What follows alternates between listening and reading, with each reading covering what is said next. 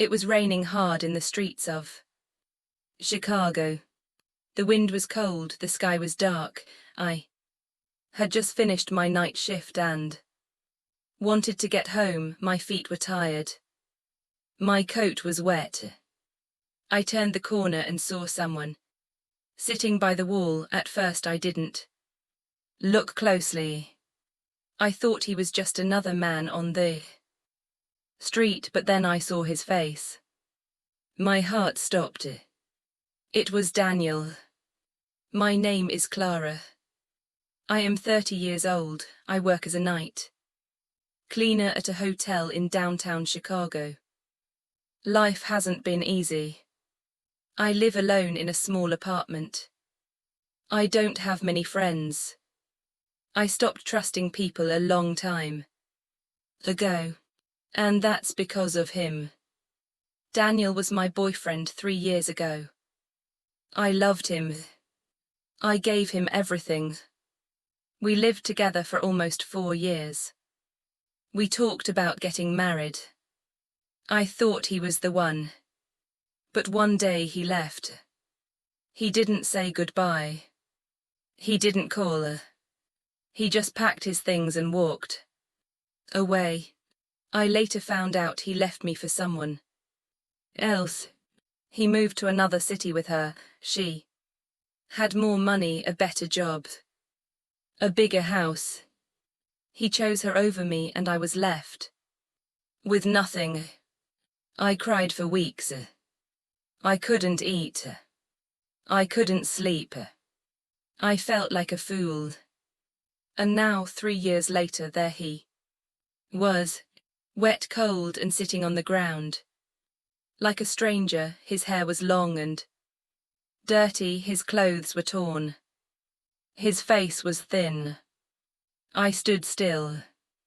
I didn't know what to do. He looked up and saw me. I saw shock in his eyes. He tried to speak, but no words came. I wanted to walk away. I wanted to pretend I didn't see him. But something inside me stopped me. I took a deep breath and walked closer. "Daniel?" I asked. He nodded slowly. He looked weaker. His lips were shaking. "What happened to you?" I asked. My voice was cold. I was angry. But I was also confused. "I lost everything." He said, "I have nowhere to go." His words hit me hard. I should have walked away. He broke me once. I didn't owe him anything. But I couldn't leave him like that. I looked at him again. His hands were red from the cold. He looked like he hadn't eaten in days. "There's a small cafe across the street." I said, "Come. You can warm up." He followed me slowly. We didn't speak on the way. He looked tired and sick. I bought him a hot drink and some bread. He sat across from me. He didn't meet my eyes. He ate slowly. I watched him. "I'm sorry," he said after some time. "For everything. For leaving you." I didn't answer. I didn't know what to say. He hurt me more than anyone ever did. But now he looked like a broken man. He told me he lost his job. The woman he left me for was gone. She left him after 1 year. He said he tried to find work, but nothing lasted. He moved from city to city. Now he had no place to sleep. No food. No one. "I don't expect anything," he said. "I just wanted to say thank you for this." He stood up. I thought he would walk out and disappear again. But I didn't let him. "Wait," I said. "There's a small animal shelter near my house. They always need help. You won't get much, but they feed volunteers and pay a little. I can ask them if you can join." Daniel looked surprised. "You would do that for me?" I don't know why, I said. But maybe because I know how it feels to be left with nothing. The next day I talked to the woman at the shelter. She said yes. They needed help with cleaning and feeding. Daniel started that same afternoon. I told him to show up on time and do the work. He didn't argue. He listened. I went to the shelter 2 days later. I wanted to see if he was still there. I saw him in the back. He was cleaning cages. His face was red with sweat. His clothes were still old, but he looked stronger. He didn't see me, but I saw something different in him. He wasn't the man who walked away. He wasn't smiling or charming like before. He looked quiet, tired, careful. That evening I brought him a warm coat and clean socks. I didn't say anything when I gave them to him. He took them and looked at me. Thank you, he said. His voice was soft. It gets cold at night, I said. I'm trying, he said. I want to fix my life. You can start by being honest and working hard, I said, and he did. Every day he went to the shelter. He helped with animals. He washed floors. He didn't ask for anything. He worked. He tried. I watched from a distance. But one night something terrible happened. I was walking home from the store. I had bags in my hands. I passed a narrow street and heard loud voices. I stopped. I heard someone shout, "Give us your money." I walked closer and looked in. I saw 2 men. One of them pushed someone to the ground. The man on the ground was Daniel. I dropped my bags and ran in. "Leave him alone," I screamed. The men looked at me. "This is not your business," one of them said. "He has nothing," I shouted. "Just go." One of the men pulled something from his pocket. I think it was a knife. My hands were shaking, but I didn't move. Then I picked up a glass bottle near my foot. I raised it. I called the police. I yelled, "They are on their way." The 2 men ran. My hands were still shaking. I dropped the bottle. I went to Daniel. He was on the ground holding his side. He was bleeding. "Come," I said, "we need to go." I took him to a small clinic. The cut wasn't deep. The nurse cleaned it and gave him a bandage. I paid for the visit. He tried to stop me, but I didn't listen. We walked home in silence. "Why did you help me?" he asked. "I don't know," I said, "but I couldn't let them hurt you. I don't deserve it," he said. "No," I said, "you don't. But maybe I do." He looked at me. "What do you mean?" "I couldn't save myself back then," I said. "Maybe saving you helps me now." Daniel stayed on my couch that night. He didn't ask. I didn't offer. It just happened. His face looked tired. His body was weak. After the clinic, I knew he couldn't sleep outside again. I gave him a blanket and some tea. He didn't speak much. He said thank you and then lay down. I watched him for a moment. His eyes closed fast. Soon I heard soft breathing. I went to my room and sat on the bed. My hands were still cold. My heart was still beating fast. What just happened? Why did I help him? Why did I bring him here? I looked at the door. Part of me wanted to lock it, but another part of me said, no. I trusted him once. He broke that trust. But this time felt different. The next morning I made toast and eggs. I left a plate for him on the table. I got ready for work. Before I left, I looked at him again. He was still sleeping. His face looked peaceful. That day at work I was quiet. I didn't talk much. I kept thinking about Daniel. What was I doing? Was I crazy? He left me once. What if he hurt me again? But then I remembered his face when the men attacked him. He didn't fight. He didn't run. He just took the pain. He looked small. He looked scared. When I came home that evening, Dan was sitting on the sofa. He had cleaned the dishes. He also folded the blanket. "I hope it's okay," he said. I wanted to help. I nodded. "Thanks." He stood up. "I should go. I don't want to cause trouble." I looked at the window. It was raining again. The wind was loud. "You can stay tonight," I said. "But just tonight." He didn't argue. "Okay." He slept on the couch for 4 more nights.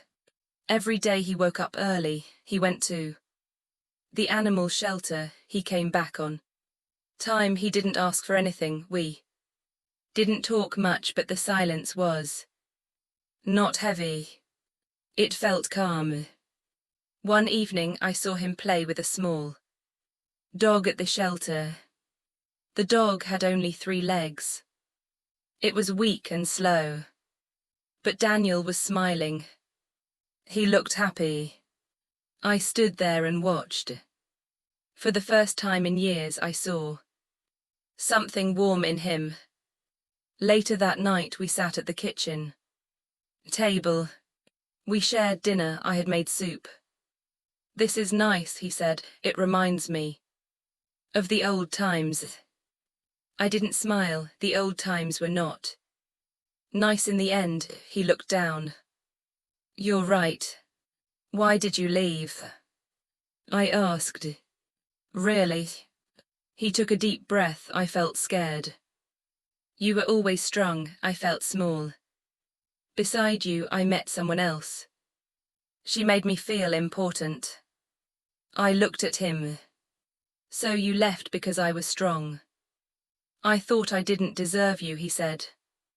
"Now I see that I was just weak."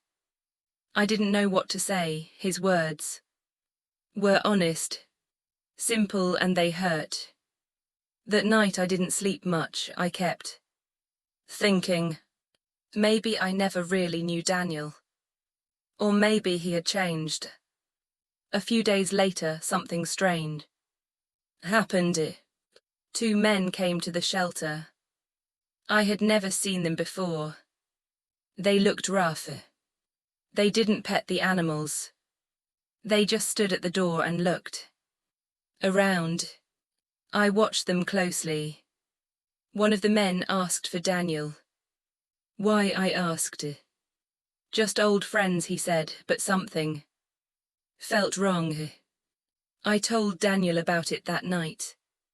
He went quiet. "I know who they are," he said. "I owe them money." "What kind of money?" I asked. "Not good money," he said. "I borrowed from them when I was in trouble." "Will they hurt you?" "They might," he said, "but I will handle it." "Do you have the money?" He laughed. "Little. If I did, I wouldn't be sleeping on your sofa." I felt cold. This was not just a story anymore. This was danger. Real danger. "You should go to the police," I said. "They don't care," he said. "I'm not important." I looked at him. I felt fear, but also something else. I didn't want him to get hurt. The next morning I went to the bank. I took out the little savings I had. It wasn't much. Just enough to pay 1 month of rent and bills, but I had a plan. That evening I gave the envelope to Daniel. What is this? He asked. Money, I said. Not much, but maybe enough to make them stop. His face went white. Clara, no. I can't take this, you have to, I said. They will hurt you, he pushed it back toward me. You don't owe me anything. You should hate me. I did, I said. But hate doesn't help. I saw you on the street. I saw you bleeding. And I couldn't walk away. He sat down, he looked at the floor, he took a long breath. I will pay you back, he said. Just stay safe. I said. That night he left. I didn't know where he went. I stayed up, waiting. I looked at the clock again and again. Hours passed. I couldn't sleep. At 3:00 a.m. I heard a soft knock at the door. I ran to open it. Daniel stood there. His shirt was torn. His lip was cut. But he was alive. They took the money, he said. And they left. I pulled him inside. I didn't speak. I didn't ask questions. I just gave him water and helped him sit down. He looked at me with tired eyes. You didn't have to save me, he said. I know, I said. But I did. Daniel stayed with me for 2 more weeks. He slept on the couch. I gave him food. He cleaned the house when I worked. He helped at the shelter. He walked Lulu in the mornings. We didn't speak much. We lived like 2 quiet people under one roof. I didn't ask questions. He didn't make promises. It was simple for a while. But in my heart it was not simple.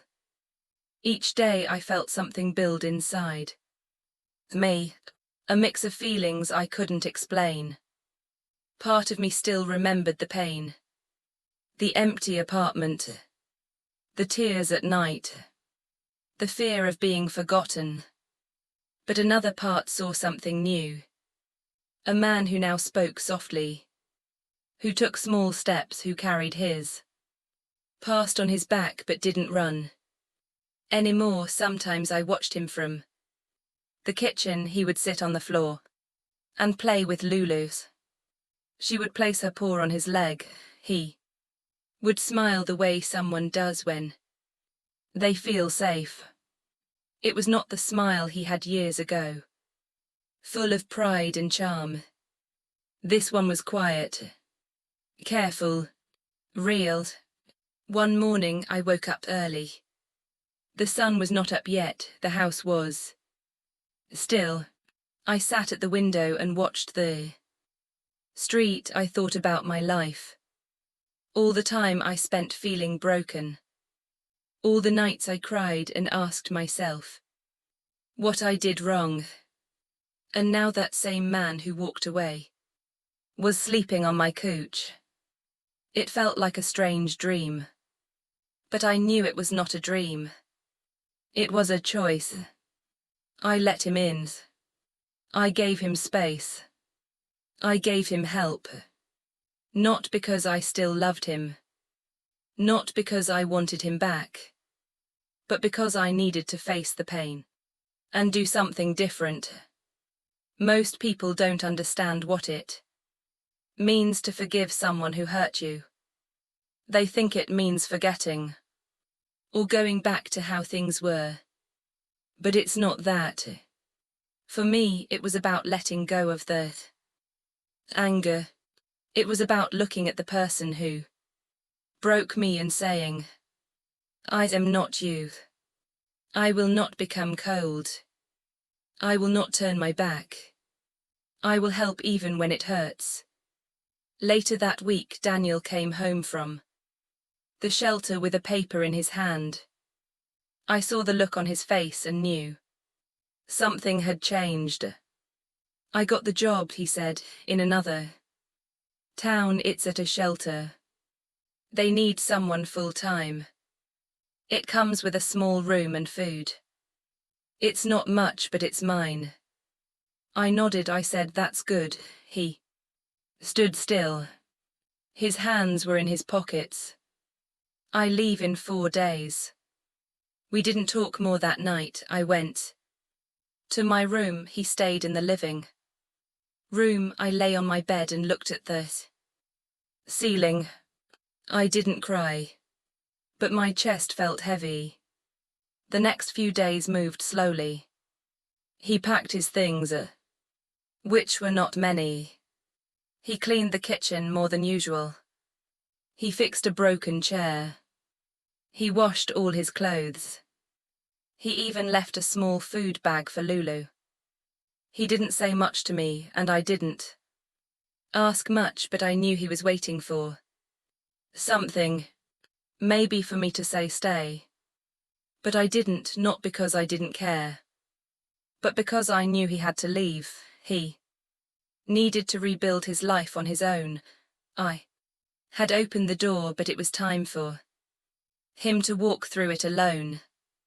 On the last morning I made coffee. He sat across from me. The sunlight came through the window.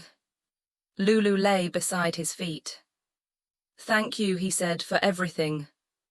I nodded. Take care of yourself. I will, he said. I don't know what I would have done without you. You would have found a way, I said. You're stronger than you think.